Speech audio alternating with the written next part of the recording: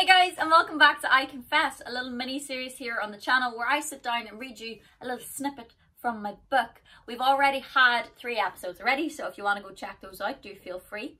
Today we are on chapter 4, and before I delve into that, 1, if you could go get the book, I'd really appreciate it. And 2, there is a trigger warning for chapter 4. So I'm going to be talking about my experiences with my eating disorders, which I know is a very sensitive topic. So if you don't want to hear about that, please do feel free to X away from the video. You're not going to miss anything. Don't feel bad. It's all good. Yeah, so let's dive right in to Cinema Screen. I was 15 when I started my self-destructive disappearing act. At least, that's what I called it. You will know it by another name. Anorexia. The catalyst for this behaviour I'm still oblivious to. I've always possessed a level of discomfort within my own being, but I was foreign to this form of deleterious practice. Even at this age, I understood my perception of myself was undeniably warped, so instead of obsessing over my reflection in the mirror, I put my faith in a set of weighing scales and worshipped the numbers as they began to decline. Okay, so that was a little intro piece to the chapter. We're going to fast forward a few pages and go to a part that's called School's Out. My final year of secondary school is when my anorexia truly took a hellish form. My strictest regime of non-eating was allowed to flourish. I would refrain from eating anything for all 5 days of the school week. My diet consisted of Pepsi Max, peppermint chewing gum and black coffee. Lightheadedness became the norm. Stomach rumbles were my body's applause for my willpower. I would only weigh myself once a week, every Saturday morning. I would crawl out of bed, exhausted but excited, anticipating the decline. My mood would lie in the balance of the result. In the beginning, when the excess fell off, I was in euphoria, a happiness that now comes from completing a song. I was never exceptional at anything, so I came to crave the sense of accomplishment. It wasn't until the weight loss had become harder that I began to feel the true torture. When the number wasn't what I wanted, I'd be distraught, inconsolable. The mixing pot of failure and being emotionally strung out from days of not eating was sheer hell. At the weekends, I had to eat. I needed to maintain the facade of, I'm fine. There's something inexplicably intoxicating about eating for the first time after fasting for a few days. I was oddly in love with the feeling of it.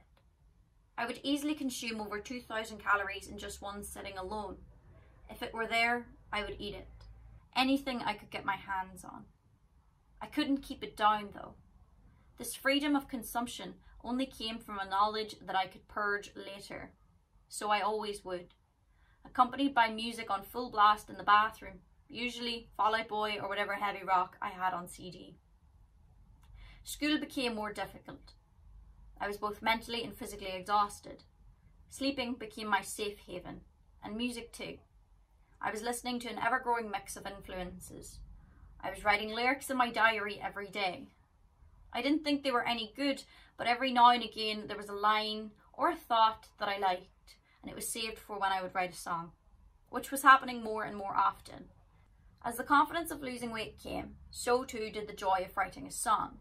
As if I couldn't have one without the other. Of course, it didn't come without its difficulties. My waking hours had become all-consuming thoughts over something I wasn't even allowing myself to have. Sleep was freedom from my thoughts, hunger and self-loathing. Alas, this would quickly become tainted too. Lying down became painful. No manner of nighttime positioning would result in comfort. Bruises were an everyday accessory that hurt at night. What was truly pathetic was the bedwetting. Whether it was a physiological or psychological reflex, I'm still unsure. Probably a combination of the two. I would drink endless bottles of water before bed to drown out the stomach cramps. I'd been a bedwetter as a child, so I knew exactly what to do when this occurred. You'd imagine consequences like this would be enough to make you step out and reevaluate yourself. They're not. I continued to get progressively more ill. One night, I remember I snuck out of bed at 2 o'clock in the morning and stepped into the late autumn night. My parents had quite the significant lane leading up to their house. It had recently been tarmacked, so I felt like I was stepping onto the running track again. I proceeded to sprint up and down for as long as I physically could. The cool air and lack of stamina brought me to my knees. It left me throwing up violently in a drain at the side of the house. It wasn't until I tasted blood that I called it a night. Alrighty, so that was chapter 4, which is cinema screen, and rest assured, I'm in recovery now, and it is odd to read things like that now as somebody in recovery. And if I must hold my hand up, I'm doing very well in that regard. I don't see my body the same way I used to see my body, because I don't put it through hell on a daily basis now, and that's something, again, that I really, really don't take for granted and have worked really hard towards achieving. So, but I really hope that if you're going through something similar, that you do reach out, because it definitely does get better. And I know you might think that life is always going to look that way, but it doesn't. So please do reach out.